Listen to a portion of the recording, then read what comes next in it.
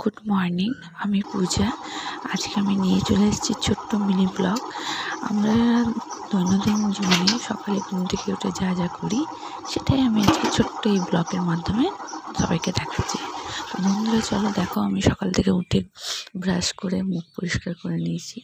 তারপর জল দিয়ে চা একটু বানিয়ে, লিকার চা, যেটা আমার খুব ফেভারিট, সেটা আমি রেডি করছি।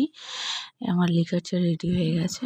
তারপর দেখো, আমি খেতে বসেছি, খাচ্ছি। হ্যাঁ, এটা আমার মেয়ে খাচ্ছিল। এটা আমার খাওয়া কমপ্লিট। মেয়েকে একটু পড়তে বসানো সকালে, এটা পড়া হয়ে গেছে মেয়ে। তারপর একটু বাড়ির যে দৈনন্দিন কাজ, সেই কাজগুলো কমপ্লিট করে আমি পরিষ্কার পরিচ্ছন্ন বাড়ির রুমগুলো করে, তারপর স্নান সেরে, আমার স্নান হয়ে গেছে, স্নান সেরে